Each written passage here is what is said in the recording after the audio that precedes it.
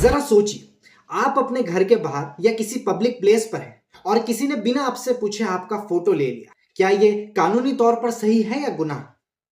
हम अक्सर प्राइवेसी की बातें करते हैं, लेकिन क्या हर पब्लिक प्लेस पर प्राइवेसी एक्सपेक्ट करना पॉसिबल है? और अगर आपका फोटो बिना परमिशन के ले लिया जाए तो क्या ये वॉयरिज्म के अंडर आता है? ऑनरेबल केरला हाईकोर्ट के एक नई जजमेंट ने इसी सवाल का जवाब दिया है और यह जवाब आपको हैरान कर सकता है। आज के इस वीडियो में हम इसी जजमेंट को डिटेल में डिस्कस करेंगे और समझेंगे कि क्या आपके बिना परमिशन के फोटो लेना वॉयरिज्म है या नहीं। तो आइए इस केस को डिटेल में समझते हैं। केस का नाम लिख लीजिए, Ajit Pillai versus state of Kerala. देखें, यहां ऑनरेबल केरला हाईकोर्ट ने इस केस में यह हेल्ड किया कि वॉयरिज्म का चार्ज तभी लगेगा जब एक वुमन प्राइवेट एक्ट में हो और वो प्राइवेसी एक्सपेक्ट कर रही हो। ये एक इंपॉर्टेंट एस्पेक्ट है क्योंकि वॉयरिज्म सिर्फ उसी सिचुएशन में कंसीडर किया जाता है जब प्राइवेट एक्ट हो और प्राइवेसी का वायलेशन वहां हो रहा, तब वहां पर ये वॉयरिज्म का ऑफेंस अट्रैक्ट होगा। देखिए, वॉयरिज्म पहले होता क्या है ये भी समझना जरूरी है।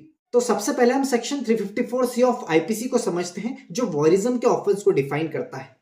अच्छा, एक बोनस पॉइंट ये है कि जैसा कि हमें पता है आईपीसी को रिप्लेस करके अब नया लॉ आया है बीएनएस यानी कि भारतीय न्याय संहिता, और अभी हमने आईपीसी में देखा वॉयरिज्म कहाँ डिफाइन है, सेक्शन 354C में।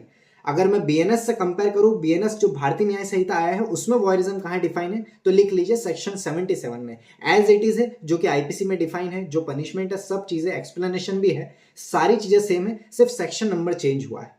आईपीसी में सेक्शन 354C में है, बीएनएस से अगर हम कंपेयर करें तो अब सेक्शन 77 में वॉयरिज्म को डिफाइन किया गया है, आपको पता होना चाहिए। आ जाते हैं हमारे इस केस पे। हम क्या समझ रहे थे कि आईपीसी का सेक्शन 354C यानी कि वॉयरिज्म का ऑफेंस क्या डिफाइन करता है। देखिए, सेक्शन 354C कहता है कि अगर एक औरत किसी ऐसे एक्ट में इन्वॉल्व है जहां वो प्राइवेसी एक्सपेक्ट करती हो और कोई उनका वीडियो या फोटो बिना उनके परमिशन के बनाता है तो ये ऑफेंस है। और ये तब एप्लीकेबल होता है जब प्राइवेट बॉडी पार्ट्स जैसे कि जेनाइटल्स हो गए, पोस्टेरियर या ब्रीस्ट एक्सपोज्ड हो, या वो महिला बाथरूम यूज कर रही हो या किसी सेक्सुअल एक्ट में हो जिसे वो पब्लिक में नहीं करती, तब जाके ये ऑफेंस अट्रैक्ट होता है वॉयरिज्म। अब इस स्पेसिफिक केस की तरफ आते हैं। तो इस केस में कंप्लेनेंट ने ये कंप्लेन किया कि दो आदमियों ने उनका फोटो उनके घर के बाहर लिया और सेक्सुअल जेस्चर्स किए जो उनकी मॉडेस्टी को इंसल्ट करते हैं। तो यहां कोर्ट ने इस इंसिडेंट को वॉयरिज्म के दायरे में नहीं माना, क्योंकि जैसे कि हमने देखा कि ये प्राइवेट एक्ट नहीं था और यहां जो कंप्लेनेंट थी वो अपने घर के बाहर पब्लिक एरिया में थी जहां वो कंप्लीट प्राइवेसी एक्सपेक्ट नहीं कर सकती थी। तो आप समझे कि वॉयरिज्म का ऑफेंस कोर्ट ने यहां क्यों नहीं लगाया। तो यहां पर हम दो चीज डिफरेंशिएट कर रहे हैं, पब्लिक एरिया और प्राइवेट एक्ट। इन दो टर्म्स को डिफाइन करते हैं कि आखिर पब्लिक एरिया क्या हो रहा है यहां पर और पब्लिक एक्ट क्या होता है। तो पब्लिक एरिया मतलब जहां प्राइवेसी एक्सपेक्ट नहीं की जा सकती है, जैसे कि सड़क हो गई, पार्क या फिर किसी भी पब्लिक जगह पर, यहां पर प्राइवेसी एक्सपेक्ट नहीं की जा सकती। इसी के opposite private act. Private act वो होता है जो किसी प्राइवेट सेटिंग में हो और जहां विक्टिम प्राइवेसी एक्सपेक्ट कर रही हो। सेक्शन 354C कहता है, जैसे कि हमने देखा, कि अगर विक्टिम का प्राइवेट पार्ट एक्सपोज हो या वो बाथरूम या प्राइवेट एक्ट में हो और उन्हें लगता है कि कोई उन्हें नहीं देख रहा, तभी ये वॉयरिज्म का ऑफेंस बनेगा। आई होप आपको ये इंटरप्रिटेशन क्लियर हुआ होगा कि वॉयरिज्म का ऑफेंस अट्रैक्ट कब होता है।